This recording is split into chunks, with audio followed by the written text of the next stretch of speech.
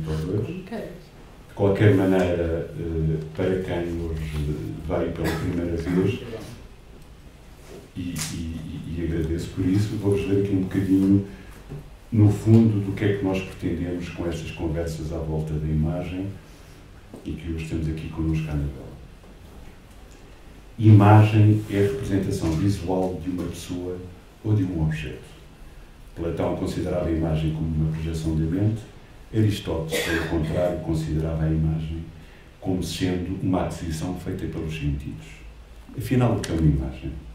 Uma imagem não vale 1000 palavras, mas vale 1000 perguntas, escreveu Alma Secola. As imagens ligam-nos ao mundo e o que neste muda. Nos dias de hoje, a imagem vale tudo e tudo é imagem. Uma imagem pode não valer 1000 palavras, mas vale 1000 perguntas. Vemos o reflexo da nossa alma no ecrã polido de um iPhone, de um Android, de um tablet e definhamos como Narciso contemplando-se na sua imagem. Vivemos na era do polido e do expoente do eu.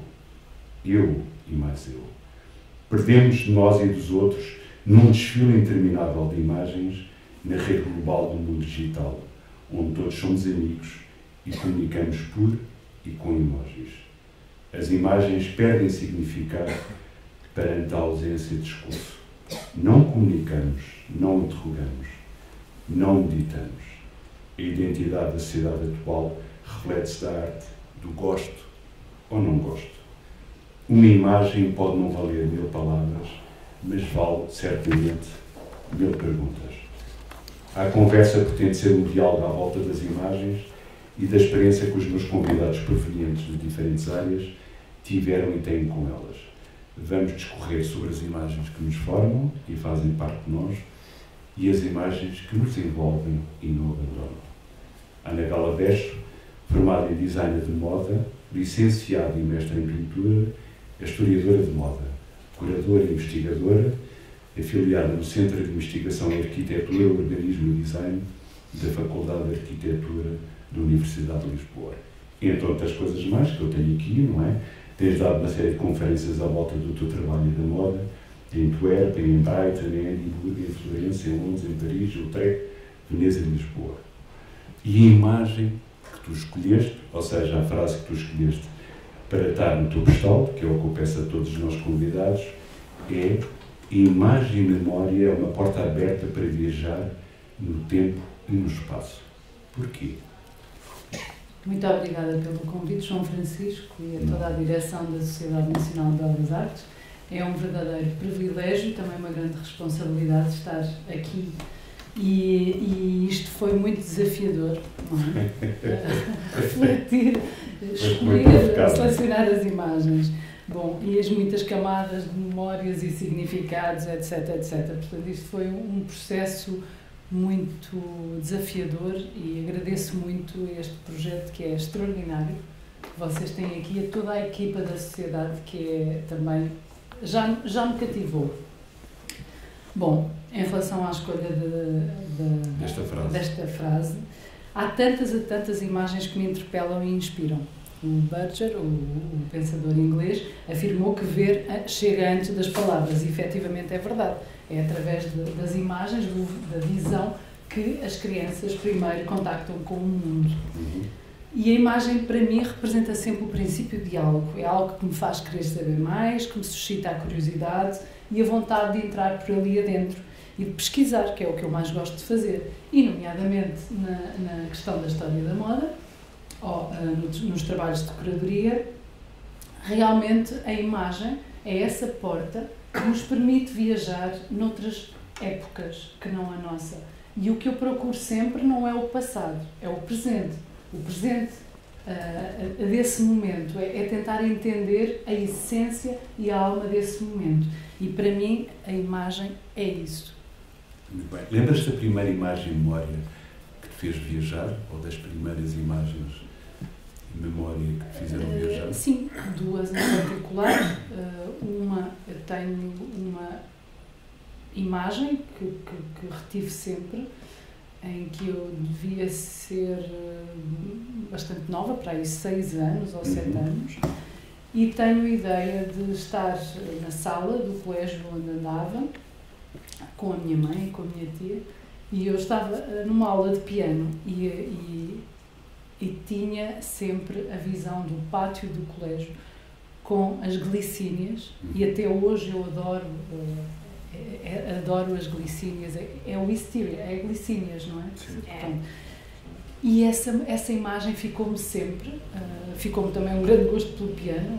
Eu não sou dotada para a música de modo nenhum, mas pronto, pelo menos deixou-me essa sensibilidade, e essa é uma imagem que me acompanha sempre, e é também uma memória olfativa, porque aquele aroma, enfim, assim muito subtil, mas ao mesmo tempo muito cativante, muito intoxicante. Muito bem. Vamos então começar agora com as imagens que tu escolheste, e com esta imagem do Yves Klein, um artista francês muito importante do período a seguir à Segunda Guerra Mundial. Porquê a escolha desta imagem do salto para a vida? Ou seja, porque ele tem uma série de trabalhos, mas de alguma maneira também isto tem muito a ver com o teu percurso. Porquê a escolha desta imagem do Bem, esta imagem apresentou-se-me quase que... Quer dizer, eu não tive que pensar. Ela surgiu por intuição para começar esta conversa. Porque uma conversa é também este salto no vazio. E quando eu comecei a estudar Belas Artes, esta imagem acompanhou-me sempre. O Yves Klein também era um grande encenador, ou seja, esta imagem pretendia na altura ser verdadeira, totalmente não o é. Foi uma montagem, mas foi mais ou menos um segredo durante algum tempo. Mas para mim, portanto, isto é o registro de uma ação artística em que ele se joga de um pilar de um clube de judo. Ele era praticante de judo, portanto, era uma pessoa relativamente fisicamente hábil, mas trabalhava sempre esta ideia da imaterialidade, do espaço, de representar aquilo que não é material, que não é representável por definição. E então esta imagem para mim representa, ele já salta desse pilar, mas ao invés de cair, não é, do efeito da gravidade, ele parece levitar. E está suspenso. Pronto, é uma suspensão. E isto foi realmente, depois um fotógrafo veio revelar que a ideia do ciclista, para situar melhor a figura, etc., que foi também uma encenação de todos eles. Mas porquê? Porque esta imagem, para mim, tem uma dimensão simbólica muito forte e representa realmente o ímpeto criativo. Esta ideia de que se queremos trabalhar, porque ele dizia que se lançava sobre o espaço para poder pintar o espaço. Portanto, ele precisava de experienciar fisicamente esse salto no espaço. E, portanto, tem esta dimensão simbólica de que me ficou sempre, que é, se nós queremos trabalhar profundamente sobre algo, temos de nos entregar a ele. Portanto, temos de nos jogar no vazio e tentar encontrar as nossas respostas, ou não, ou as inquietações, as questões, etc. Acho que essa ideia de saltar no espaço, num lugar que não é bem um lugar, que é no vazio, mas que é cheio de possibilidades, no desconhecido, mas que é cheio de possibilidades. Portanto, pareceu-me, não sei, surgiu naturalmente esta imagem, porque me acompanha desde sempre, desde essa altura, e que me acompanhará sempre, com certeza. Inspira-me muitíssimo. E daqui no início da viagem passamos, e obviamente temos aqui este teu pensamento, passamos por uma imagem. Isto é uma maneira de agrupar as imagens para as e as ideias para nós falarmos sobre elas. Sim. Para esta pintura do nosso Gaspar David Friedrich, um dos maiores pintores aromânticos alemães, e o que é extraordinário nesta imagem, ou seja, principalmente os quadros e as pinturas do Friedrich, como nós sabemos, ele está de costas, ele apresenta-se de costas perante a natureza, e tem muito a ver também com os românticos, pensava nessa relação com as artes plásticas, mas aqui temos esta figura muito pequena, que é um monge, e se não me engano que está de perfil, até está com o ar pensativo perante esta imensidão. Porque este quadro em particular, Anabela? Porque eu sei que está relacionado com o outro. que vem logo de seguida. Mas a estética do iluminismo definiu o termo sublime para designar, para evocar essas sensações avassaladoras no contexto da arte. E esta pintura do Friedrich, para mim, representa isso mesmo. É a imagem, é a representação pictórica do sublime. Temos esta pequena dimensão da figura humana perante a natureza imensa e representa também uma suspensão temporal. Pronto, há como que um silêncio, uma suspensão perante a imensidão da paisagem. Convida também à contemplação e à introspecção. E é uma imagem pungente sobre a natureza transiente à condição humana. Lembra-nos sempre a nossa pequenez perante a dimensão gigante de tudo isto.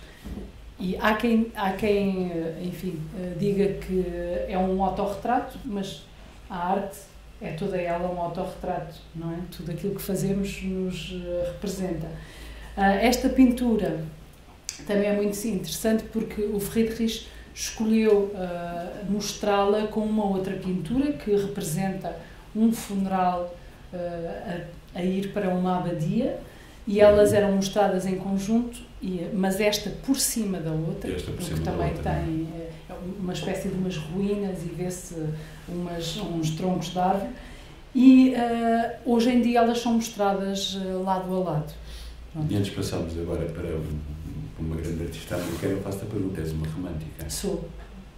Sem dúvida. Sem dúvida. Estou sempre consciente da minha pequenez perante a natureza. Portanto, nesse sentido, sou uma romântica. Perante a vida e perante o mistério que representa tudo isto. E aqui passamos para George O'Keeffe e temos este típico que me enviaste, ou seja, para já temos aqui duas coisas. Temos o retrato dela, se não me engano, com o kimono, portanto, ou seja, a relação que ela tem com a moda e com a roupa, e depois esta uma das flores dela, não é? Que muita gente, e principalmente os críticos, e que avaliam sua obra, falam da representação do sexo, da genitália feminina, e que tem um pouco a ver também com o que ela fala com as fotografias, com os retratos, e que o amante e depois o marido dela, o stylist, lhe tirou dela, portanto, ou seja, dessa relação que eles tiveram muito pactuante e muito interceptante entre arte e a sua própria relação afetiva. Queres um pouco falar não só da pintura, mas também aqui da roupa e da maneira como nós já estamos a entrar na moda? Sim, George O'Keeffe é um nome maior do iluminismo e americano, e ela própria foi pioneira nesta maneira de se apresentar ao mundo. Portanto, era esta ideia de que um artista é também ele parte integrante da sua obra. E no caso de George O'Keeffe isso é gritante, a relação, ou seja, a harmonia que existe entre ela e o seu trabalho. E está sempre a representação feminina. Ela refutava essa ideia das flores que ela pintava serem, enfim, representações do sexo, da genitália feminina, mas, pronto, é um bocadinho, quer dizer, é bastante evidente. Esta é uma das minhas preferidas porque é muito profunda, não é? Demonstra estes tons mais escuros. A pintura dela também foi precursora e foi, de certa forma, quebrou com a pintura da época, e ela própria também, na sua libertação enquanto mulher, ela também quebrou com a moda da época, não é? A moda que se usava da época, uma moda mais constritiva, e ela libertou-se também, libertou o seu corpo. E esta libertação do corpo que também está visível na pintura dela. E eu acho que é muito inspirador mesmo a forma como ela trabalhou que se projetou na sua pintura, e também esta ideia de juntar muito bem esta representação feminina, mas também uma dimensão masculina, porque ela unia isso também na sua forma de se apresentar ao mundo, na sua forma de libertação do seu corpo. E daqui, falando masculino, passamos para o Francis Bacon, um pintor que eu adoro e que sei que tu adoras, e escolheste este tríptico, estas figuras para uma crucificação, porquê? Ou seja, dentro dos trabalhos que ele todos têm, eu estou a pensar na representação do Papa Inocêncio e de outros, porquê esta em particular? Bem, com esta brutalidade toda que é precisamente por essa brutalidade toda, por esta representação já sobre-humana, quase, não é? Aliar a figura humana a um lado quase animal, a uma representação quase animal. Tem muita força esta imagem, e também a escolhi porque eu já a conhecia por imagem, precisamente, antes de ter a experiência, antes de a experienciar ao vivo. E os corpos do Bacon, na pintura dele, são quase que animados com uma força, com forças invisíveis, são emoção em estado puro. Esta pintura, segundo ele, foi inspirada numa crucificação, mas, enfim, também na mitologia, também apontou essa questão mitológica, mas a pintura foi apresentada logo após a Segunda Guerra Mundial e, claro, inevitavelmente está ligada a essa brutalidade que se vive na guerra, e mostra também o horror e a dimensão mais horrível que o ser humano pode ter. E isso continua constantemente a assombrar-nos. Portanto, eu acho que as pinturas é isso, é cada vez mais gritante. E também o Bacon, eu acho que também me inspira muito por outra questão. Ele começou a pintar muito tarde, aos 40 anos, e conseguiu realizar esta obra extraordinária entre o figurativo e o abstrato, o grotesco, entre esta representação das emoções, através de um corpo desfigurado, mutilado, um corpo animalesco. E eu acho que isso, e como a conhecia já por imagem, não é? Precisamente, quando a vi ao vivo, teve um impacto brutal. E, portanto, há sempre isso que temos que passar, que é esta importância do confronto com a obra de arte. Aquilo que ela nos faz passar não é através das imagens e da sua representação através das imagens. É mesmo através da experiência, do confronto direto com a obra. Muito bem. Daqui passamos para o Marco Rothko, e como nós já tínhamos falado há bocado, e tu disseste logo no início que o ver vem antes das palavras, e para este magnífico trabalho que está nesta sala, e que não tem só a ver com o cor, mas como ele falava de uma experiência imersiva que ele queria criar no espectador, não religiosa, mas mística. Sim. Porque a escolha deste trabalho em particular, porque realmente este confronto, este entrar numa sala com obras do Rothko é realmente uma experiência brutal. É uma experiência sublime mesmo. E isso vai de encontro aos desígnios do próprio artista. Porque o Marco Rothko trabalhava a cor muito bem, mas ele não estava interessado na cor ou na relação da cor com a forma. Ele queria trabalhar as emoções. E ele também é importante dizer que ele escrevia, e eu gosto muito disso, de um autor que reflete sobre o seu próprio trabalho, que faz esse trabalho autocrítico, que pensa sobre o seu trabalho. Ele considerava que alguém que não se comovesse perante um trabalho dele, que não era, enfim, que falhava completamente ao propósito dele. Estas pinturas, ele começou a fazer isto e foi fruto de uma encomenda, e eu acho que ele descobriu essa questão imersiva na sua pintura também através disso, porque ele estava a realizar estas pinturas para um hotel, para um restaurante de um hotel em Nova Iorque, mas envolveu-se de tal maneira emocionalmente ao pintar, que quebrou o contrato e não quis avançar com o contrato que tinha estabelecido, e decidiu antes doar esta sala, portanto estas pinturas que estão nesta sala, à Tate. porque ele era admirador do Turner, um pintor inglês, também ele, um expoente máximo, enfim, se podemos dizer, da representação do sublime pictoricamente, e ele queria que o seu trabalho estivesse junto do Turner.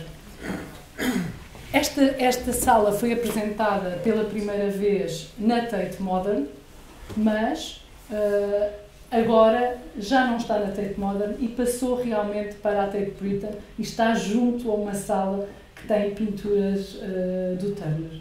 Portanto, acredito que isto deverá... completamente. Abre, se nós deixarmos, claro. Está tudo na relação da obra com o espectador. A obra não faz, por si só, está sempre implícito este diálogo com a obra, do espectador com a obra. E isso é que faz viver a obra. Muito bem. E por falarmos em alma, e passamos para um artista que de alguma maneira damos completamente à obra, que é o James Turrell, que é absolutamente... Não sei como descrever o trabalho dele, mas que obviamente que é um trabalho feito essencialmente de luz e de desenho, de uma grande complexidade e ao mesmo tempo de uma grande simplicidade, e escolheste aqui esta obra que se relaciona também com a obra de um grande arquiteto, que eu vou fazer uma surpresa aqui a bocado, mas fala-me um bocadinho aqui deste James Turrell, para mim, significou mesmo quase que esse passo de entrar numa pintura do Rothko, por exemplo, não é? Nós entramos, e também me agrada que ele trabalha sobre a imaterialidade, sobre a ideia de um espaço, trabalhar um espaço através da cor. E é extraordinário experienciar uma obra do James Turrell. Desorienta-nos completamente, ou seja, nós entramos num espaço e ficamos completamente... Nós fazemos parte, é uma comunhão absoluta nossa com a obra de arte. E esta peça em concreto está num museu no Japão, em Naoshima, que é uma ilha no mar interno do Japão, uma ilha que foi comprada por um senhor, com certeza que teria dinheiro, era um editor, ele já morreu, mas continuam os filhos, os herdeiros à frente disso, e em Naoshima é uma ilha que é toda dedicada à arte. E foram construindo vários museus, portanto eu quando visitei foi em 2007, 2008, portanto ainda existem mais museus agora em Naoshima. E este museu em concreto, o Chichu Art Museum, é um museu que foi projetado pelo Tadao Ando, e o Tadao Ando pensou o museu para estar em plena comunhão com a paisagem da ilha. E quando nós nos vamos aproximar da ilha, não vês praticamente o edifício, vês a natureza, e só à medida que vais entrando na ilha é que começas a perceber-te disto. E este museu em concreto foi pensado para 3 artistas, para o James Turrell, para o Walter de Maria, um escultor norte-americano, e também tem umas salas com os nenúfares do Monet, do Claude Monet, e que vai ao encontro do que o próprio Monet pensou quando instalou os nenúfares na Orangerie, em Paris, e que também nos fala dessa comunhão com a obra de arte, do entrar na obra de arte. São 2 salas contíguas em que nós temos esse contacto, ficamos imersos na obra. E toda, por exemplo, essas salas do Claude Monet, no Chichu Art Museum, têm iluminação natural. E foi muito curioso. E é isso que eu te ia dizer, da Igreja de Luz do Tadao Ando, porque ele adora trabalhar com luz natural, e ele em Osaka fez uma igreja, ou seja, toda a parte de trás da igreja é uma cruz cortada na parede, e que a luz se vai revelando, e vai revelando a igreja à medida que o sol avança. Exato, isso é extraordinário. E com luz natural, aqui com luz... ou seja, e quando se celebra a missa, tem exatamente, acompanha as horas da luz. Exatamente. E à medida que a luz entra pela igreja. Que pena que não conhecia essa Sim, Capela, mas, senão teria não, é incrível, tem Não um sei. bocadinho a ver com isto, com a Jane Sorrell, e leva-me um bocadinho àquilo que nós tínhamos há bocado a falar da relação da arte com a natureza e com o sublime e com a alma. O único propósito da existência humana é acender uma luz na escuridão da mera existência. Concordas com isto? Concordo. Ou seja, é esta relação que nós estamos a falar da Sim, a arte arte tem e que ser como a uma arte revelação. nos ilumina, Sim, tanto interiormente como exteriormente. sim. E por causa Tem disso de passámos ser, agora... tem de ser sempre esta ideia de revelação, de nos sentirmos rendidos à obra. E daqui passamos para uma artista extraordinária, que é a Louise Bourgeois, a menina das aranhas, e aqui não escolheste uma aranha, por isso é que estamos a falar desta relação que temos com a arte e com este díptico fantástico que tu criaste. Ela aqui com uma peça, se não me engano, do Helmut Lang, já estou a falar de uma coisa, e depois que também com esta peça que não é muito conhecida, ou seja, porque o trabalho dela tem muitas aranhas e tem aquela aranha gigante que é a Mamã, que é o mais conhecido, porque esta artista, e já estamos aqui outra vez na moda, porque esta relação desta imagem com aquela peça ali, ao lado. Bem, a Louise Bourgeois interessa-me muitíssimo, claro, todo o trabalho dela, toda esta ideia de transformar as emoções, frustrações,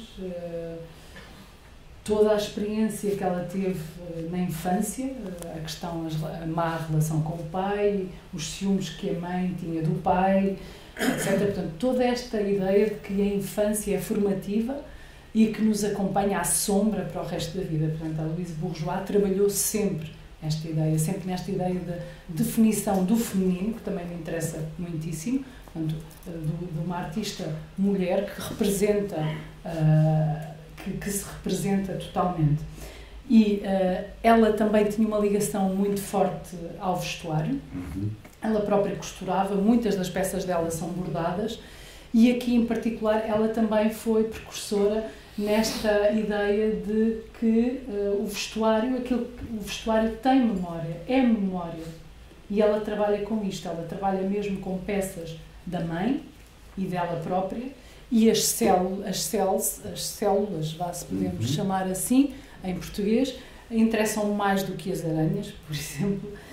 São instalações, mas que em algumas tu consegues aceder um bocadinho, noutras não, ou seja, tens este aspecto voyeurístico, ou seja, experiencias, mas é sempre um bocadinho exterior à obra, e esta representação que ela faz do feminino e das emoções, usando peças de vestuário para representar um corpo, vários corpos. E esta em específico, que se chama The View of the World of the Jealous Woman, tem que ver com esse drama que foi para ela a relação do pai com uma governanta que existia na casa, e toda a tortura e as emoções, a tristeza da mãe perante tudo isso. É também transformar, aqui neste caso da Louise Bourgeois, transformar em matéria sentimentos e emoções. Aqui, matéria mesmo. E nesta fotografia, ela criou uma amizade muito especial com o Helmut Lang, assim como com outras pessoas de diversas idades, e ele oferecia frequentemente peças de vestuário criadas por ele, e ela, enfim, nesta série posou com o casaco Helmut Lang. Outra coisa que me inspira muitíssimo, tanto na Louise Bourgeois como na Georgia O'Keeffe e muitos outros artistas, foi o facto de elas trabalharem até ao fim. Portanto, esta ideia de que não temos, podemos fazer isto que é mais importante para nós, trabalhar sempre na nossa arte, que não há idade para isso, e isso é muito inspirador. Pronto. E por falarmos em tempo, passamos agora para a literatura e para dois escritores que gostas muito, e temos aqui, diríamos, quase, perdão a expressão, o Pensador do Tempo, que é esta imagem fantástica do Marcel Proust em Veneza, e ele está de costas, e já vamos falar sobre a relação que ele tem com a roupa, e aqui da Iris Murdoch, porque obviamente podia escolher outros autores, mas porque estes autores e esta escolha tão romântica. Bem, as palavras compõem também elas imagens, e estes dois autores em particular, as imagens as imagens que eu retive do que li deles são extraordinárias. Esta imagem, pronto, não há muitas fotografias do Proust, há algumas, esta em Veneza, porque a Veneza assombrava o Proust e também me assombra a mim, e também com a relação que ele tinha com o vestuário e com a descrição que fazia. Ele não se limitava às impressões mais subtis que o vestuário, às memórias que o vestuário nos podia trazer. Ele preocupava-se mesmo, ele media as peças de vestuário, ele era mesmo muito atento à materialidade das peças e por isso sabia descrevê-los tão bem. Mas claro, Marcel Proust também nos mostrou como é que a memória pode ser, as várias memórias nos trazem o passado para o presente, portanto toda essa a quebra da narrativa convencional, onde ele trabalhou esta ideia da temporalidade, trouxe todas estas ideias do Bergson, de um filósofo francês, e desta tendência que havia no final do século passado e início do século XX, e também esta entrega física que ele teve com a sua obra. E, portanto, mas ainda antes é uma leitura que nos desafia constantemente, e eu gosto disso. Não é uma leitura imediata ou fácil, exige muito do espectador, do leitor, perdão. E isso interessa muito, esse diálogo, que é um espectador também, mas que estás lá dentro. É uma coisa encantatória e de repente estamos naquelas memórias todas. Eu acho que nós falámos na altura, que eu disse que é de um crítico de arte inglês, que ele fez um livro só sobre os quadros que passam durante Em Busca do Tempo Perdido. Portanto, é um livro só sobre as obras de arte que são referidas. Sim, e há também muitos textos sobre os designers de moda, os couturiers que ele convocou. Mariano Fortuny, claro, é um outro nome extraordinário que também devia estar aqui, mas eu inicialmente escolhi quase muitas imagens e tive que cortar. E escolheste muito bem. E depois foi cortando, e portanto foi assim, uns a convocar os outros, e o Mariano Fortuny está aqui implícito através e a Iris Murdoch, também porque as pessoas a trabalhar, ou seja, um pintor a pintar, um escritor a escrever, é sempre muitíssimo inspirador, e a Iris Murdoch, que vem também da filosofia, e que foi discípula do Wittgenstein, ela foi professora em Oxford, e é uma mulher brilhante, uma cabeça brilhante mesmo. E o que mais me inspira no trabalho dela, eu já li praticamente tudo da ficção, é que ela traz esse pensamento filosófico e as questões da filosofia, as questões inerentes à condição humana, o bem, o mal, a relação com o outro, a inveja, o amor, traz todas essas questões que a filosofia estuda, e ela convoca para a literatura, para a narrativa, e cria personagens com uma densidade extraordinária mesmo, extraordinária. A dimensão psicológica que ela dá. Há um livro que recomendas dela para... Eu recomendava vários. Gosto muito do Henry and Cato, que foi editado pela Cotovia, que é um livro que eu gosto muito dela, e gosto muito também do De Si, O Mar. Há muitíssimos livros da Iris Murdoch traduzidos em português, mas pronto, também é muito bom tentarmos. Eu, em relação ao Proust, eu confesso que li partes no francês, no original. Eu gosto sempre que possível, claro que em alemão não posso ler, não é? Mas pronto, não sei, infelizmente, ou noutras línguas, mas o francês, claro, tentei ler algumas partes no original, mas sobretudo li com a tradução extraordinária que temos do Pedro Taman, um poeta, e é belíssimo. Acho que não fica atrás da escrita original, e a Iris Murdoch também li algumas coisas na língua original, mas sobretudo lia em português. Mas gosto sempre de ter este ponto de comparação. Sim.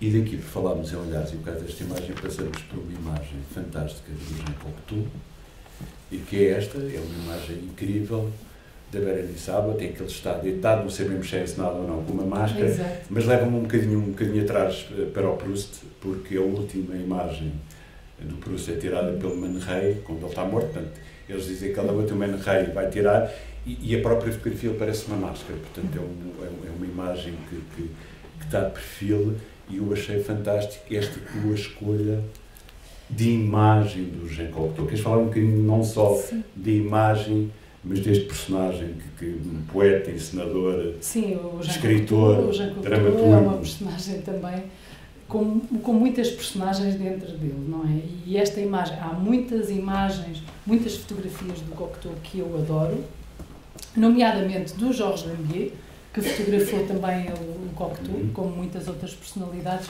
mas esta fotografia, nós não percebemos, realmente esta imagem é um pouco misteriosa, porque não percebemos esta ideia dele estar deitado, a repousar e ter a máscara ao lado, ou seja, mostrar-se na sua verdade, mas que nos deixa sempre assim na dúvida, sendo o Cocteau, não é, um mestre da encenação, como se é realmente, se ele se está a mostrar verdadeiramente ou não. Ele trabalhou tão bem em tantas coisas. Ele trabalhou com os ballets russos, por exemplo, que para mim são um expoente máximo e que também deviam estar aqui, que estão por interposta pessoa do Monsieur Cocteau, que aliaram essa colaboração entre artistas de várias áreas, da pintura à música, Stravinsky, Debussy, todos eles, da Iris Murdoch, que começaram todos também, que trabalharam aí juntos, ao figurino, ao desenho, à pintura, e isto, o Jean Cocteau também ele desenhou, escreveu, realizou filmes estupendos, que também deveriam estar na secção de cinema e que não estão aqui representados nesta imagem, mas esta imagem é como, para já tem um lado desta ideia de nos darmos a ver na essência, não é? Quando tiramos a máscara, mas ficamos sempre, é misteriosa também. E como estamos a falar de espelhos, passamos então agora para o cinema, e tu fizeste uma escolha vasta e fantástica, e porque a tua escolha tem muito a ver também com a relação da moda no cinema e da própria arquitetura. E então queria que agora falasses um pouco dos filmes que tu escolheste. Agora temos que passar aqui, não com a mesma lentidão proustiana, mas porque é cinema, não é? E como dizia o Godard, com muita graça, é como a fotografia, mas são 24 imagens por segundo, destes dois primeiros filmes, que são fantásticos, e depois dos que vamos ver a seguir. O Marcel L'Herbier é um cineasta francês e que foi pioneiro em mostrar em filme, em agregar também, tal como os ballets russos, estas expressões, as diferentes expressões artísticas. Ele mostrava os designers, os arquitetos, os atores, os músicos do seu tempo. O primeiro, Lee Newman, que nos fala, que nos vai também de encontro à lentidão ou à velocidade dos tempos modernos. E Lee Newman é um filme ainda mudo, ainda é dos anos finais dos anos 20, até de 24, que é extraordinário visualmente, com figurinos do Paul Poiret, e que nos fala desta ideia de que o progresso nos desumaniza. O que é que a sociedade moderna, em que é que a sociedade moderna e as máquinas, etc., em que é que isso nos tira a nossa essência humana. Depois, o outro filme, La Mode Rêvée, já também foi fruto de uma encomenda e foi um filme que esteve na exposição de 1939, em Nova Iorque, na representação francesa. E então, através da imagem, que é o filme mostra-nos uma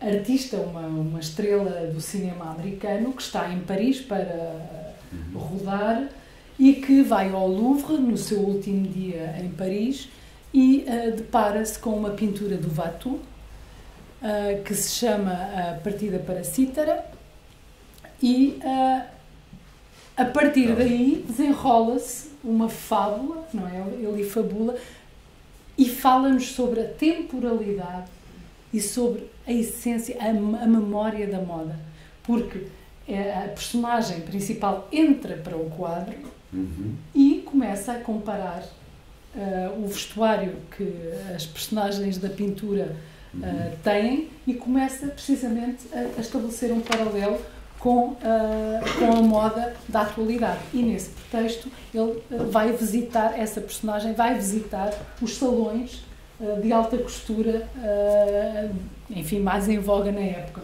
Portanto, uma maneira desta ideia de a imagem, que foi a partir da pintura do Watteau, como nos faz mostrar essa relação tão forte que a moda tem com a temporalidade.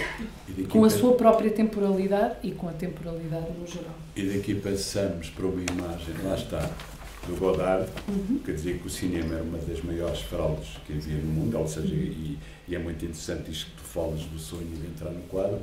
E temos agora este frame aqui, deste filme, esse aqui temos outro do Godard. Do Godard, sim. E então para falares aqui um bocadinho também destas coisas e desta relação que há também com a moda nestes dois filmes. Bem, o Godard é muitas vezes acusado, já li textos, nomeadamente no Cahiers do Cinema, acusado de objetificar a mulher. Eu não me revejo nessa... Enfim, não vejo isso no cinema dele. Pelo contrário, eu acho que ele nos mostra uma mulher livre e que, neste caso em concreto, a Naná, a personagem principal, representada pela Ana Karina, mostra-nos isso mesmo, uma mulher que rompe com o seu cotidiano, com a sua vida cotidiana e decide perseguir o seu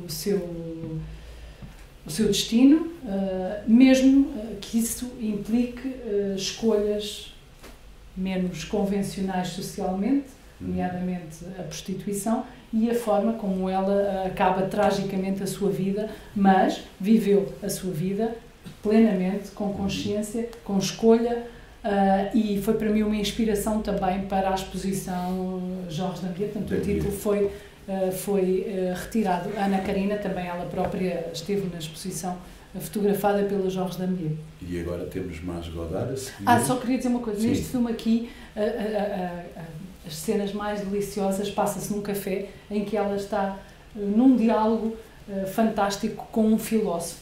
E, portanto, todas as questões mais existenciais, etc., e todo esse debate com o filósofo. Agora temos o Mépris. O Mépris, porque é um filme sobre a incomunicabilidade, enfim, que se instala num casal a certo momento, mas também é um filme de uma beleza deslumbrante e também é um filme sobre fazer filmes. É um metafilme nesse sentido, porque o filme passa-se... O Paul, representado pelo Michel Piccoli, é um argumentista de cinema. O próprio Fritz Lang entra neste filme. Ele entra neste filme. Representa-se ele próprio. E este filme é extraordinário, é de uma beleza deslumbrante. Acho que é o filme que eu mais vezes vi, mesmo, desde há muitos anos, acompanha-me há muitos anos, e de cada vez que o vejo, é para mim uma abertura, uma luz, uma coisa extraordinária mesmo. Muito bem. Passamos agora para e tem capa, a seguir. Peço desculpa. Depois, aqui, e porque a Nouvelle Vague, pronto, já se percebeu que é uma época fílmica que eu aprecio bastante. E os planos que tu escolhes também são surpreendentes, porque aqui deste e eu, vamos ver a seguir, tem um bocadinho de escolhas muito, gostas das imagens em que as pessoas são vistas. É um mistério que me atrai. Mas e de repente deixas que elas se apresentem de frente. subtilmente. Sim, subtilmente. E vamos ver mas às isso vezes agora a também, seguir. pronto, gosto desta ideia de ver as pessoas de costas. Este filme da Agnès Varda, porque a Agnès Varda é extraordinária também, não é? E este filme em particular, acho que para mim é o filme mais elegante dela. E tem mostra-nos também um estudo sobre uma mulher, e é uma mulher que na primeira parte do filme é mais vista, ou seja, é mais vista pelos outros, quando flaneia por Paris, ou seja, ela anda por deambula por Paris, e ela é alvo do olhar dos outros. Mas depois há uma coisa, ela é uma artista, e há uma coisa que depois acontece, que ela tem ali a possibilidade de ter uma doença grave, e perante a doença, a própria imagem, a própria atitude dela muda, porque ela é uma mulher bonita, vistosa, muito vaidosa, tem esta relação com o espelho, com a imagem que o espelho devolve, mas a partir dessa viragem do confronto com a morte, ou seja, e ela diz, não, enquanto eu for bonita e desejável, eu nunca vou morrer. É mais ou menos isto que ela pensa, porque nós vamos acompanhando também o pensamento dela, à medida que ela deambula por Paris, e depois, a partir de um certo momento, é ela que toma as rédeas do seu próprio caminho, é ela que começa a ver os outros. Portanto, naquele preâmbulo entre saber, ela depois de facto tem qualquer coisa, mas que não é nada de grave, mas ela, no meio deste percurso todo, ela descobre-se a si própria. Pronto, e é isso. Não, e é interessante esta imagem que eu te espelho, e voltando atrás ao Cocteau, que eu tinha-te preparado aqui para ti também, que o Cocteau diz, os espelhos fariam bem em refletir um pouco antes de nos devolverem as imagens. Eu adoro essa frase, e é mesmo isso. E daqui passamos, se não me engano, para o Antonioni, se eu não me engano. Ainda temos aqui exatamente. o Jacques Demy, marido de Varda. Pronto, e aqui diz sempre escolhes Agnès dois Varda, planos a em que estão mulher do Jacques completamente Demy, diferentes. mas aqui, pronto, o Jacques Demy, marido de Agnès Varda, e o Jacques Demy também poderia ter trazido o Lola, com a Anouk Aimée, que também é extraordinário, mas aqui, quer dizer, a Jeanne Moreau é maior do que tudo, e esta dimensão de uma mulher, que era ela, eu acho que no fundo era sempre a Jeanne Moreau, esta mulher insubmissa, esta mulher completamente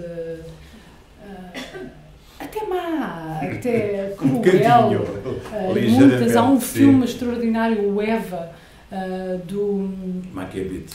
Não, eu já me lembro do nome do realizador. Lucy. Exato. Joseph Losey, exatamente. Obrigada, João. Obrigada. Que é extraordinário e que se passa em Veneza, em que ela é mesmo uma mulher, é esta mulher que faz o que lhe dá na gana, mas aqui neste filme é muito bonito no fim, que ela rende-se ao amor, ela resiste o mais possível, ela é uma mulher errante que joga nos casinos, etc. E foge no fundo dela própria e das emoções, não é?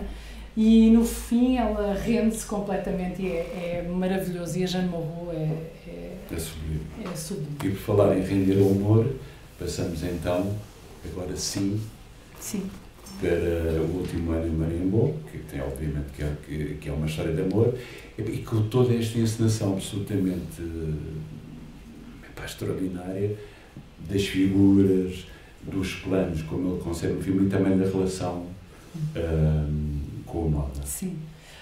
Este filme também tem uma atriz extraordinária, não é? Delphine Seyrig. E este filme é um filme sobre a memória. Pronto, porque no fundo um homem e uma mulher encontram-se num hotel e ele insiste que que se encontraram no ano passado e que tiveram uma história de amor, mas ela recusa essa memória, ela recusa essa memória, e portanto o filme todo deambula em torno disso. É um filme que quebra com todas as narrativas, pronto, é um filme que também tem uma temporalidade muito própria, que exige também do espectador esta entrega e também quebrar, ou seja, deitar as barreiras abaixo e entregarmos no filme, entrarmos também dentro dele, porque é um filme muito labiríntico, e que nós não vamos conseguir, não podemos estar à espera de saber como é que o que é que está. Não, temos que entrar no filme assim um pouco e fazer esse preâmbulo tudo pelas memórias. Depois ela também, este filme foi recentemente restaurado pela Chanel, porque a Delphine Seyrig é vestida pela Chanel neste filme.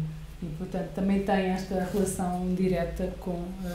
mas é um filme, bem, é um filme que exige muito também do espectador. Muita atenção. Sim, muita entrega. Muita entrega. Mais, sim. E por falando em entrega, agora sim, e acabamos com o Eclipse do Antonioni, ou seja, que escolheste outra vez um plano de costas, de um casal que se ausenta, não é?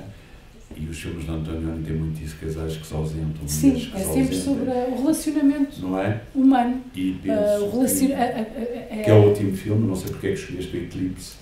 Eu escolhi o Eclipse, que podia ter escolhido outros, efetivamente. Podia ter escolhido La Notte, podia ter escolhido outro que é menos conhecido e menos valorizado, mas que eu gosto muito também, que é o Le Amici, Os Amigos, em que esse passa-se mesmo na alta costura, num ateliê de alta costura, em Turim, etc.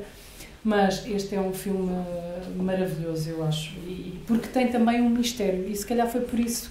Todos os filmes do Antonioni têm esta elegância, esta sofisticação visual muitíssima, mas também este mistério que também fica. E este tem imagens belíssimas. E por falar em imagens belíssimas, podemos passar para... Aqui está. Sim. Esta, When a Woman Ascends the Stairs. Sim. Porque aqui foste muito rica na escolha de imagens de cinema e eu queria chegar... Agora discorres um bocadinho para chegar exatamente... Poderia também ter escolhido um Ozu, podia ter escolhido outros autores, ou Kinuyo Tanaka, que foi uma atriz realizadora que descobrimos,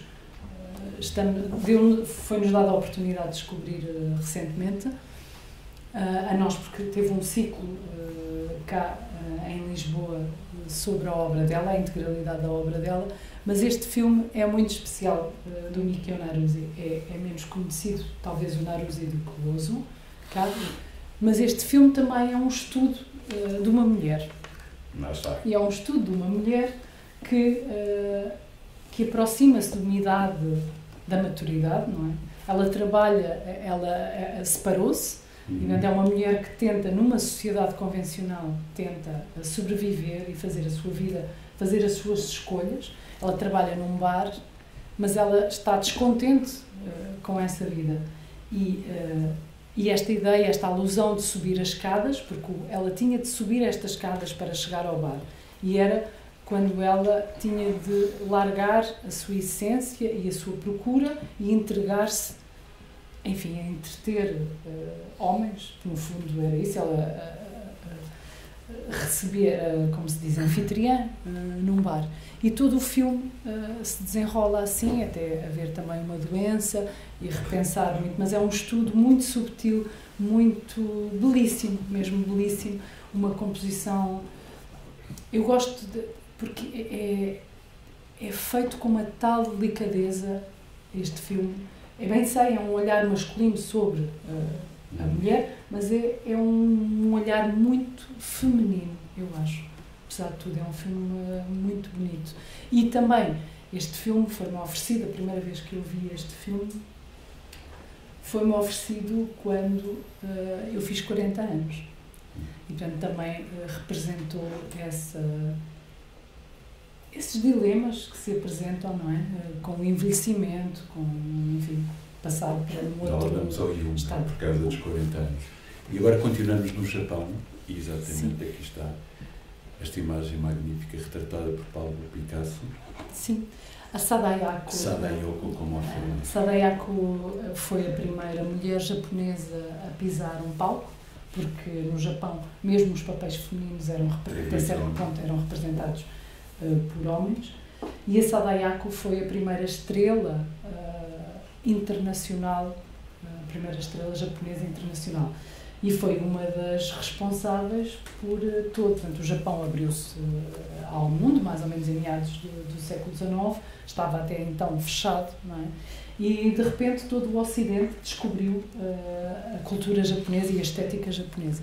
E a Sadayako foi para Paris, apresentou-se na exposição de 1900, a exposição internacional, e o Pablo Picasso e muitos outros artistas viram-na lá e pronto, ficaram fascinados por esta mulher extraordinária. E o mais incrível é que a Sadayako passou por Portugal, passou por Lisboa, no São Luís. Se forem ao São Luís, onde reparar, há uma placa que diz, pronto, que há várias placas que evocam a passagem de muita gente ao longo dos tempos, e a Sadayako está lá, e eu achei extraordinário, porque eu andava a ler uma biografia da Sadayako, e nessa altura trabalhei brevemente no São Luís e cheguei lá e descobri essa passagem, e foi muito interessante para mim, foi sempre maravilhoso. E Picasso também se sentiu, como muitos outros artistas. A estética japonesa e o vestuário japonês, o kimono, nomeadamente, influenciou muitíssimo a moda no início do século XX. Pronto, esta libertação do corpo. Para a dança e da relação da dança, lá está, com a roupa. Aqui isto é fantástico, lá está, e quase parece aqui outro pensador japonês, porque a Rei Kawakubo é um pensador, não é?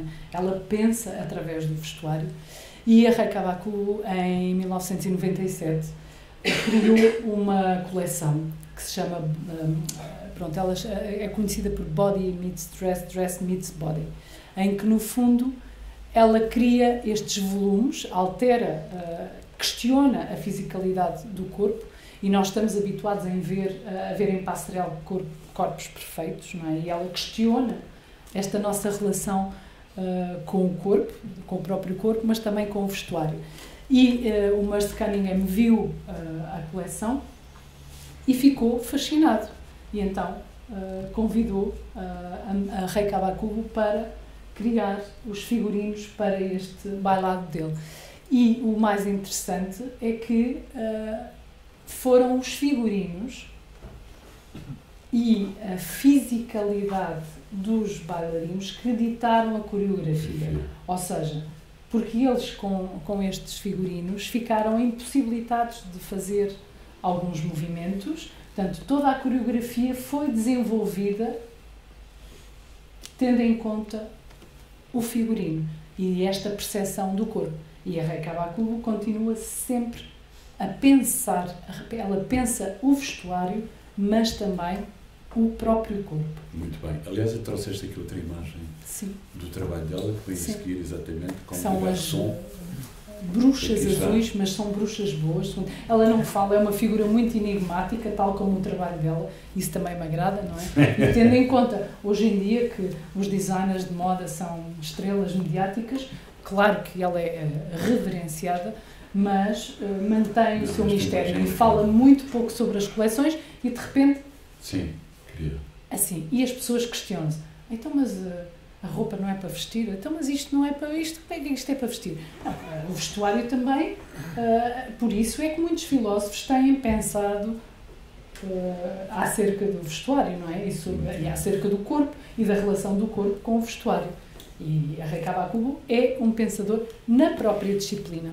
Exatamente, e sendo ela uma pensadora na própria disciplina, passamos e tem estes vestidos esculturais para o Giacometti. Sim, porque o Giacometti também criou corpos, não é? Com estas esculturas magníficas. Depois lá está, estas imagens de um artista a trabalhar, que são profundamente inspiradoras, e do homem que caminha, que passamos agora... podíamos dizer muita coisa também sobre o Giacometti, naturalmente. E daqui passamos para a imagem clarão, que nós vamos ver o que é este trabalho magnífico que tu fizeste sobre o Georges Dumbier. Sim. Um grande fotógrafo francês e que, de alguma maneira, como nós dissemos, trouxe a fotografia de moda para a rua e começou a criar estas imagens destes contrastes absolutamente fantásticos, e escolheste aqui 2 imagens, se não me engano, da Bettina. 2 imagens da Bettina, sim, e 2 da Suzy Parker e uma da Ivy Nicholson. Exato. E vamos falar aqui um bocadinho delas e desta relação, Então, desta imagem. E por isso é que escolhi colocar o homem que marcha, o homem que caminha, e depois há a Gradiva, que também é trazida para aqui, mas que não tem Jansen, que é a mulher que caminha, e que vai à essência do trabalho de Georges Dambier. Georges Dambier foi um dos primeiros fotógrafos a trazer as manequins sofisticadas, a tirá-las do ambiente mais artificial e mais controlado do estúdio e a trazê-las para a rua, nomeadamente para as ruas de Paris, e não só, porque ele também foi um dos pioneiros nas viagens. Portanto, o fotógrafo turista levava as manequins, iam todo, portanto, foram precursores de uma série de coisas. Esta imagem, em particular, e por isso eu chamei este grupo de imagens Imagem Clarão, porque esta imagem, quando eu comecei a trabalhar no projeto da exposição, esta imagem não me saía da cabeça, literalmente. E esta imagem sugeria-me tantas e tantas coisas que eu tive que pensar muito nela. Pronto, pensei muito nela. E esta imagem da Bettina, que tem uma beleza extraordinária, este perfil. E o jogo de luz, toda a iluminação. Esta imagem também tem um mistério, porque esta imagem tu não consegues perceber se é uma encenação ou se é fruto do acaso. É uma imagem que rompe completamente, rompe com várias convenções. Depois, o Roland Barthes foi muito convocado para este trabalho, porque o Roland Barthes, pronto, por excelência, escreveu sobre a fotografia, não é? Tem um ensaio sobre a fotografia, mas também porque o Roland Barthes tinha uma relação pessoal com o Georges Dambier. O Georges Dambier foi aluno do Roland Barthes e foi o Roland Barthes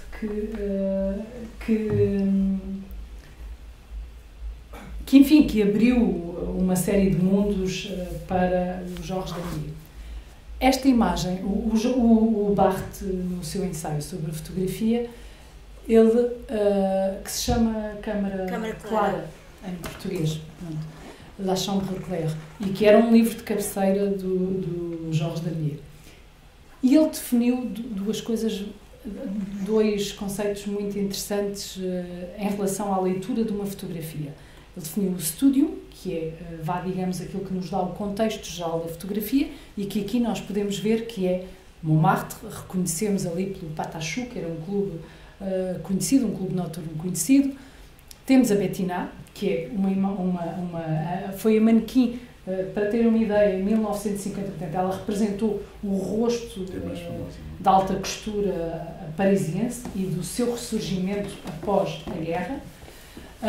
Portanto, temos a Bettina, portanto, identificamos logo esse contexto geral da fotografia.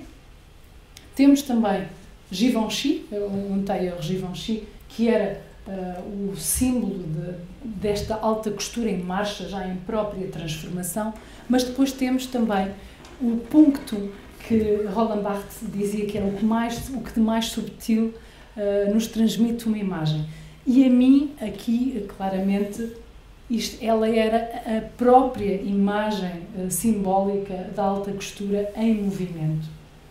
Pronto, e para mim isto foi muito importante para desenvolver toda esta questão. Depois também podemos dizer que ela atravessa o tempo, não é? Ela está ali e, como o Barthes dizia, que a fotografia trazia-nos sempre o eterno retorno do morto. E realmente esta mulher já não existe, mas para nós ela está sempre aqui, ausente e presente ao mesmo tempo, não é? Sempre bela, sempre jovem, mas, quer dizer... E isso é tão importante que agora vamos ver também o primeiro plano que tu escolheste dela, completamente diferente, agora aqui já dentro, ou seja, sair embora aqui, olhar para nós com um chapéu Le Creux. Bom, mas o mais importante desta imagem também, para mim, foi por representar a essência do trabalho de Georges Dambier. Sim, ele dizia para as manequins, eu apanhei isto de um documentário único que existe sobre ele, que é olha para mim com muita ternura no Exato. olhar. Pronto. E Não, isto que é foi relação que determinante estabelece para a relação tudo que ele conseguiu estabelecer com as manequins. Ele trabalhou com os maiores modelos da época, com os maiores manequins da época, e todas elas queriam trabalhar com ele. Porque ele era super bem divertido, era um rapaz muito jeitoso também, muito simpático, muito sedutor. O retrato é arte da sedução. Muito sedutor, e ele seduzia assim as suas manequins, mas elas sabiam que ele iria tirar o melhor delas, iria imortalizá-las, iria suspendê-las no tempo o mais belas possível. E isso também foi determinante para ele ter estes modelos todos que queriam trabalhar com ele. E agora vamos ver, aqui lá está, Ivy Nicholson, com o casaco Christian Dior. Esta fotografia, Ivy Nicholson... E que tem esta montagem que tu vais explicar. Também, temos que ver que as manequins desta época não é propriamente as manequins, não são iguais às manequins que nós temos hoje em dia, não é? Elas eram todas mulheres muito, enfim, com muita propriedade na sua própria vida. E a Ivy Nicholson foi, após ter sido modelo de alta costura, foi para Nova York, viveu na factory do Andy Warhol, foi homeless, realizou filmes, bem, fez tudo e mais um par de botas, morreu há relativamente pouco tempo. Mas esta imagem, ela está aqui com um casaco Christian Dior, e esta imagem eu trouxe juntamente com uma colagem visual sobre o próprio processo de pesquisa para a exposição. Eu trabalhei a partir das imagens, precisamente, eu fui em busca de toda uma iconografia e das informações que a imagem nos podia trazer. E também convocando novamente o Barthes para isto, ele, num outro livro, O Sistema da Moda, ele definiu o sistema complexo da moda e estruturou, vai em 3 níveis. O vêtement réel, o vestuário real, o vêtement image, portanto a sua representação, e o vêtement écrit, portanto a sua descrição através da palavra. E todas estas dimensões ditaram a pesquisa. E eu tentei, a partir do vêtement image, não é? A partir das imagens de Georges Damier, eu fui em busca das outras dimensões do vestuário. E, na verdade, aquele que é chamado vêtement réel é aquele que desaparece mais facilmente. Eu só encontrei esta peça de vestuário das imagens. Eu pesquisei em museus, em arquivos das próprias casas de alta costura, eu só encontrei este casaco, que está no Museu Christian Dior, em Granville. E isso também nos faz questionar, então, o que é o real, não é? É o objeto, é a sua representação, porque, definitivamente, o vêtement écrit e o vêtement image perdura muito mais no tempo, portanto, essa memória perdura muito mais do que a matéria. Muito bem. E temos aqui outra imagem de Ivy. A Suzy Parker. É a Suzy Parker. Já passamos. Que é a Suzy Parker. E a Suzy Parker, esta imagem também em particular, porque se vocês forem ver as vogues desta época, é uma outra, e há fotografias, há uma outra dimensão completamente diferente. E aqui é como uma mise en abîme, porque o Georges Damier mostra-nos a Suzy Parker a fotografar, e isto não é uma encenação, porque a Suzy Parker, ela própria foi fotógrafa, e portanto ele fotografa a fotografar, e é esta ideia de mostrar toda uma manequim sofisticadíssima, uma mulher belíssima, a vestir um tailleur Balenciaga, mas ela própria a fotografar, e isto não é realmente encenação. E a minha pesquisa no Museu do Traje, onde a exposição foi apresentada, também fez-me descobrir na biblioteca, que é extraordinária e que tem um acervo brutal, e encontrei reportagens fotografadas pela própria Suzy Parker, e que estão incluídas no livro, não estavam na exposição, porque por diversas razões optei por não colocar documentação só tinha umas máquinas fotográficas do Georges Damier para mostrar, era também uma presença, uma evocação da presença dele. E aqui, esta que eu gosto muito. Esta fotografia. E por cima, repara bem, fotografia não publicada, sim, mas fotografia não publicada, integrada na reportagem de moda, fazendo mal que espelho. Esta fotografia é magnífica não só pelo movimento que ela tem, mas pela luz e sombra e com a toda sombra a relação da com a palmeira. palmeira, com a sombra da palmeira. Mas esta imagem também eu trouxe-a sobretudo para passar esta ideia que, por muito que nós tentemos mergulhar numa imagem, muitas delas têm sempre o seu mistério e resguardam sempre o seu mistério. Sempre. E isto é muito importante também respeitar esse mistério que a imagem tem. Porque aqui eu não consegui descobrir o que é que ela tinha vestido. Que altura é que ela tinha vestido. Ou seja, esmifrei-me mesmo a percorrer tudo e mais alguma coisa e não consegui. Depois esta relação dela a proteger-se da luz, esta ideia do excesso de luz, a resguardar-se de mistério. Portanto, esta imagem é também muito inspiradora para mim. E agora, Matilde, imagem sobre ação, e agora temos estas duas fotografias, isto é muito importante, como já tinhas falado, estas salas para onde os manequins se apresentavam com a sua roupa, não é? Despidas, não é? E quando tudo isto muda, não é? Isto estás a falar e que saem aqui destas salas, não é? Que as nossas avós, e nós falámos de mães que até passámos, não é? Em outra escala, e são muito bonitas, não é? E queria que falasse um bocadinho desta tua escolha. Estas imagens também representaram, aqui já num outro projeto, que está relacionado, mas mais concretamente sobre a Madame Guerret, porque nos últimos anos o meu doutoramento tem-se centrado na figura da Madame Guerret, mas na figura da Madame Guerret enquanto... porque o que eu estou a trabalhar, ou que eu já... Bem, enfim, estou na fase final, do doutoramento. Quero trabalhar uma ideia de tempo, de suspensão de tempo na moda. A moda está sempre associada à velocidade, à obsolescência rápida, etc. E eu quero trabalhar precisamente o oposto. E a Madame Guerret trabalhava no contexto de alta costura, trabalhou durante 6 décadas, portanto é extraordinário, não é?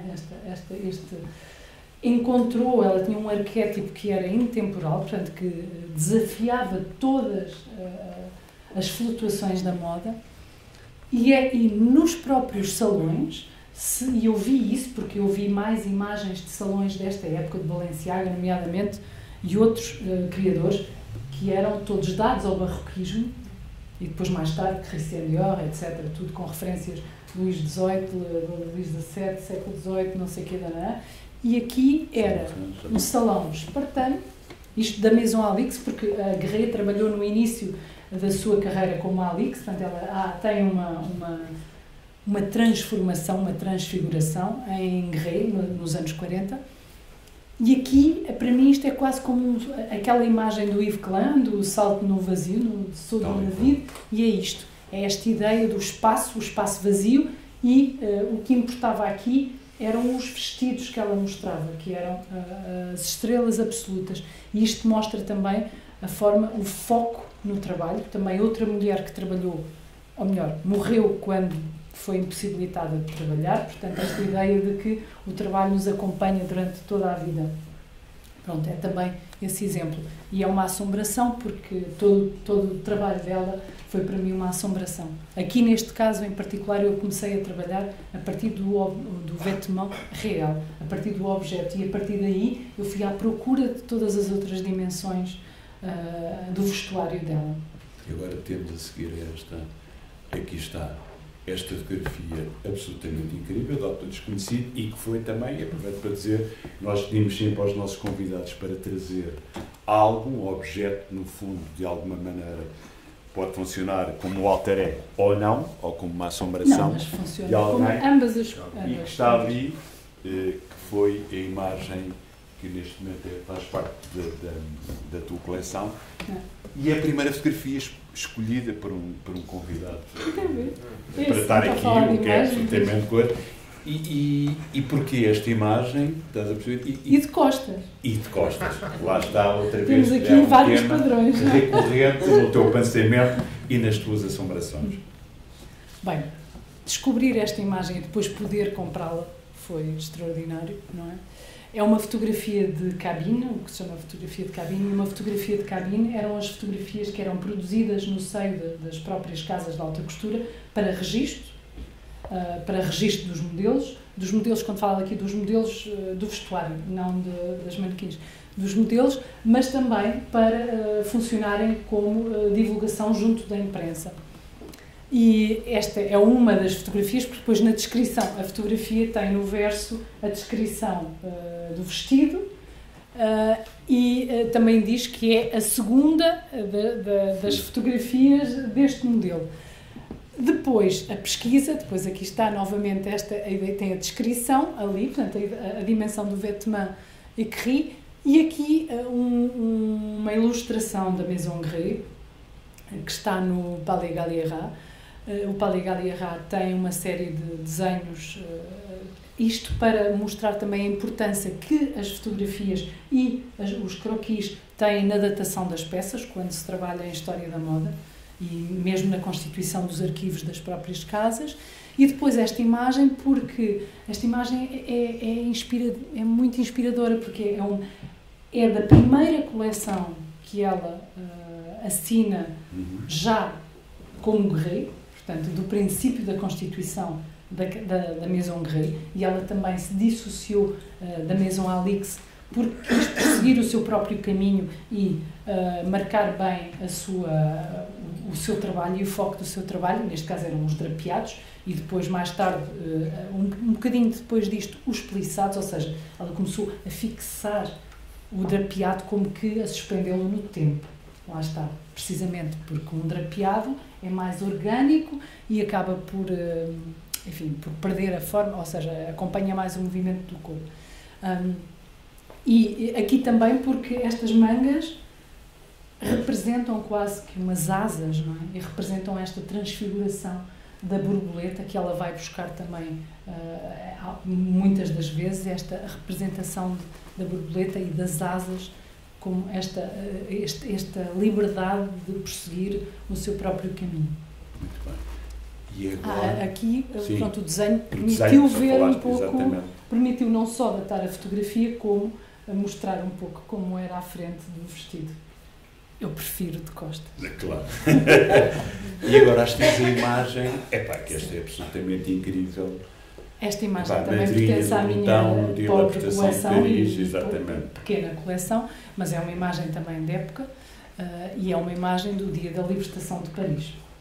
E para mim simboliza muito, porque a alta costura, ao contrário do que possam pensar, no período da Segunda Guerra Mundial, representou mesmo, não eram questões menores nem questões frívolas, representou mesmo a sobrevivência de muita gente, porque muita gente trabalhava no seio das casas de alta costura, e demonstrou mesmo um ativismo na resistência da identidade francesa. A certa altura os alemães até quiseram relocar a alta costura para a Alemanha, mas conseguiram impedir isso. Várias pessoas, Lucien Lelong, um costureiro e presidente da Chambre Sindical da Alta Costura, mas também os criadores, como a Madame Grès. Ela apresentou algumas vezes coleções integralmente em branco, vermelho e azul, e aqui, embora não seja possível, há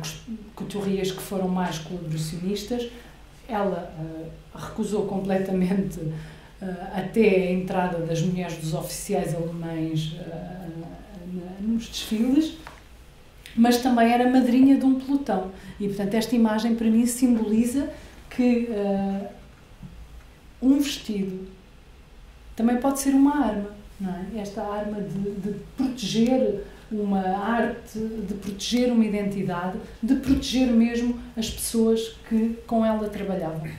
Porque realmente, não esqueçam, a importância que um vestido tinha neste período era também a subsistência que permitia a todas as pessoas que trabalhavam no meio. Portanto, não eram questões frívolas, eram questões muito sérias. Sim. E que permitiram a reconstituição de um país. A alta costura foi uma das disciplinas responsáveis pela reconstrução económica, social, etc., de França após a Segunda Guerra Mundial. Muito bem.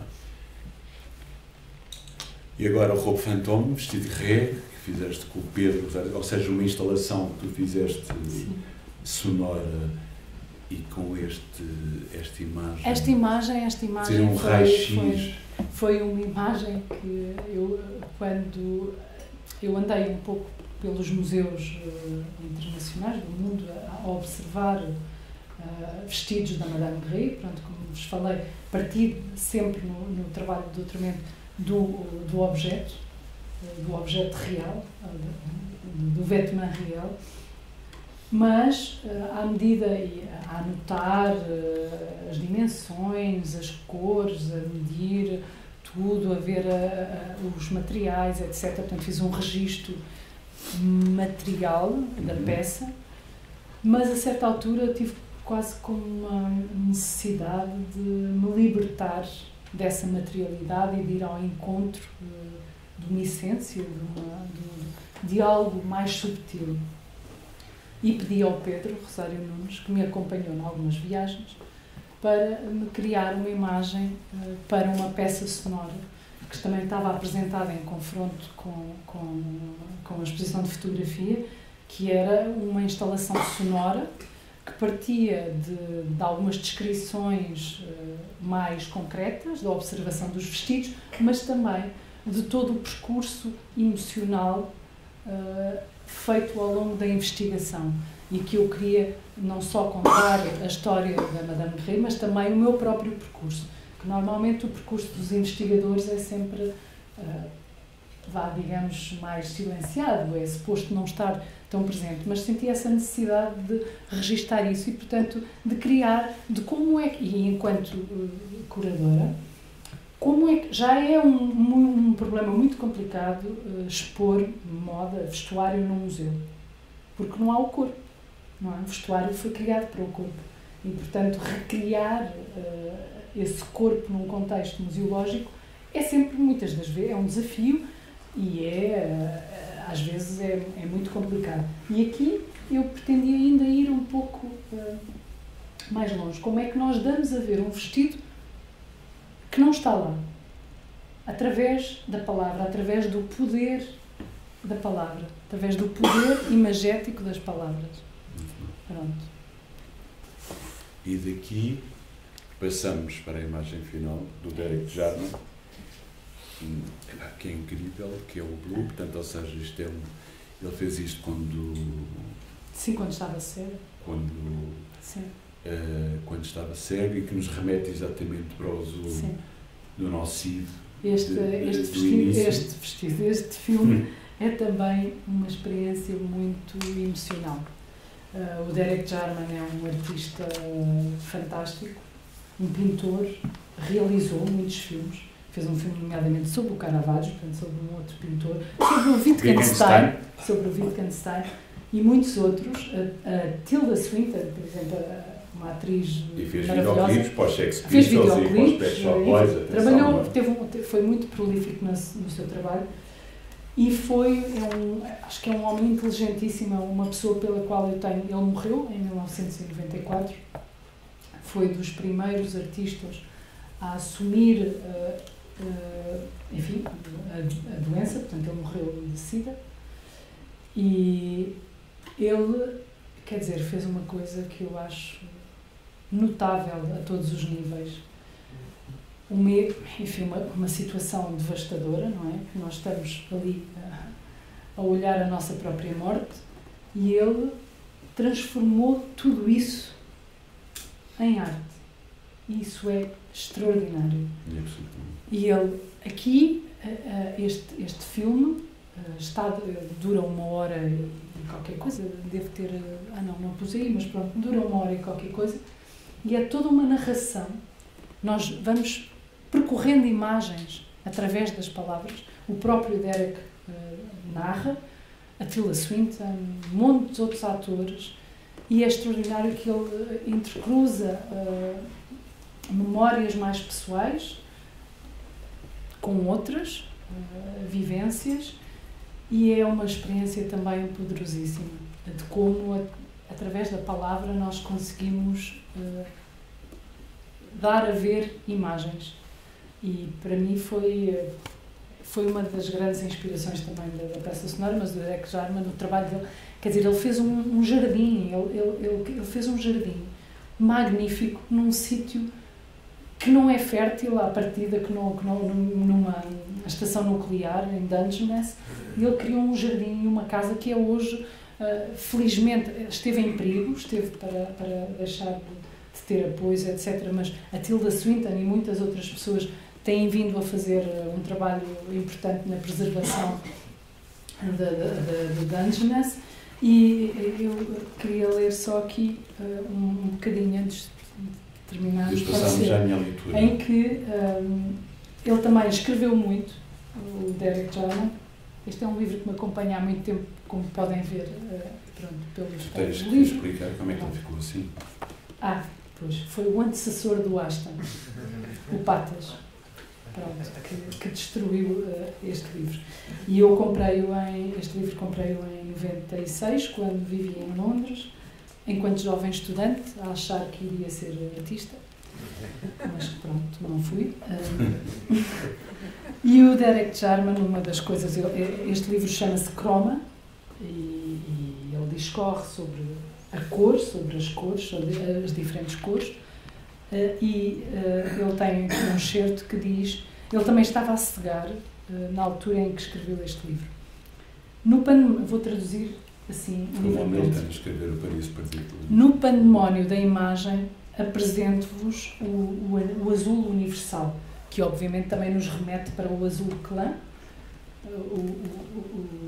o artista que vimos no início, que patenteou um azul, mas que isto é um bocado discutível e é objeto de muita discussão, um determinado azul, que é conhecido hoje como o azul clã, mas pronto, é um azul mistura de ultramarino, com mais luz, etc, etc.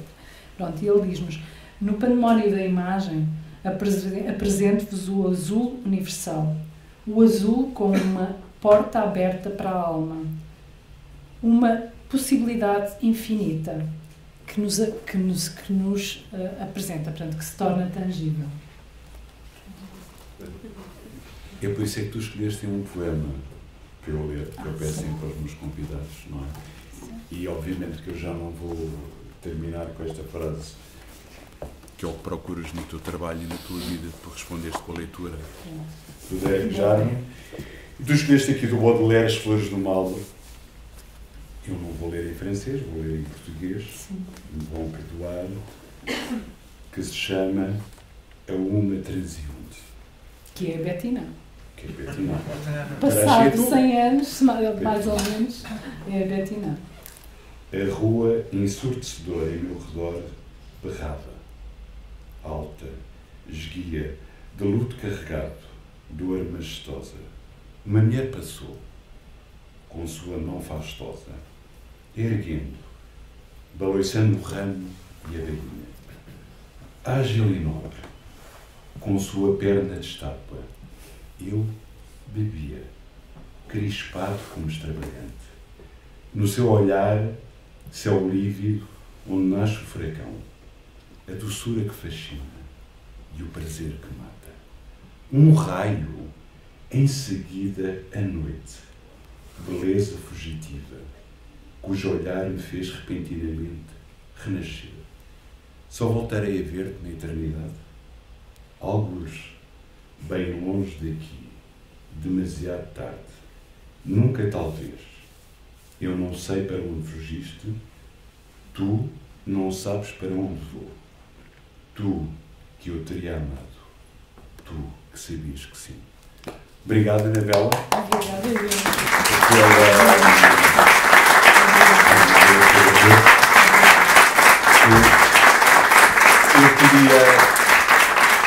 Obrigada, eu queria agradecer a todos estarem aqui e termos a sala cheia para a Anabela, porque eu acho que a Anabela é uma amiga que eu já não via há muitos anos. Só por isso é que eu estou aqui. É por isso é que ela está aqui, já não via há mais de 20 anos e tem feito um trabalho extraordinário em termos de fotografia da moda e tem aquele livro ali, se quiserem comprar com prenda de Natal, se não com prenda de Natal, com uma investigação porque é um livro lindíssimo, não só em termos de Esperemos que também de seja forma, inteligente.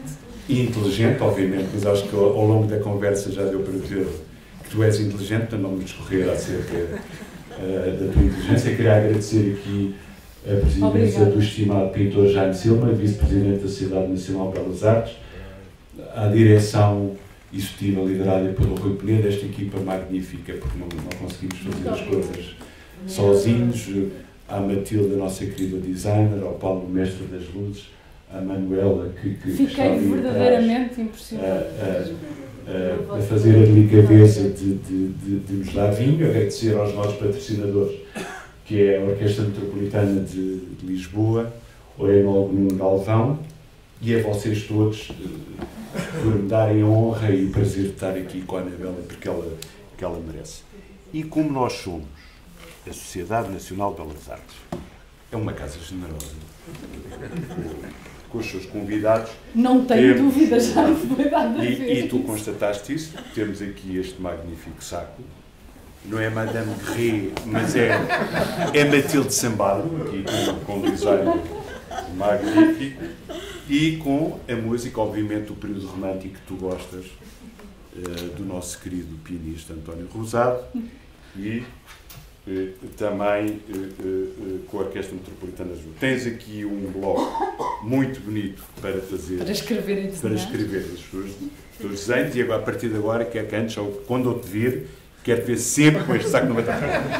Não quero sacos, perdoe, mas o Museu do Traje e outras instituições, mas quer dizer, eu acho que é o mínimo, e fica-te muito bem com o teu filho. E penso que não me estou a esquecer de nada, Paulo? Mais uma vez. Não, mas temos ali assim qualquer coisa, se não for a Matilde, pronto, não vais lá. Esta é uma coisa, perdoe, mas a idade, como já não nos vimos há 20 anos, a dizer estas coisas também, a idade... E não dissemos uma coisa. Eu penso que são os chocolates suíços. Para contrariar. Temos aqui temos aqui, eu acho que são chocolates suíços para o teu Natal. Com este lacinho vermelho. Espero que Bem, não vou tentar outra técnica. Falta-nos aqui o canivete que é o nosso amigo, não é? Eu não sei, mas o Rui, tens aí algo? Não é um canivete. Vou tentar ser mais delicada. Julgo que tem. Acho que já consegui. Ora. Um diretor executivo. Sempre preparado para qualquer eventualidade. Cuidado que estes chocolates são muito ricos. Olha que nós, acho que não dissemos, mas nós conhecemos precisamente por causa da imagem. Para já temos uma coisa em comum, temos várias, muitas, mas também trabalhámos na EL. Na EL, com o Jorge Dambier. O Jorge Dambier, todo este trabalho que realizou foi para a EL. E depois, nós conhecemos por causa da imagem. Lembras-te? Tal e qual. É verdade. Fizemos um projeto maravilhoso. Mesmo. Com a palavra, com a imagem, com... Exatamente. Maravilhoso. Foi dos trabalhos que mais gostei de fazer. E depois encontrei-te daqueles... Como é que é daqueles... Como é que chama? Daqueles painéis no MUPI. Exatamente, lá estavas tu. Cuidado. É um peluche. Não sei se é um... Isto é que é! Nós vamos ficar fartos da nossa imagem!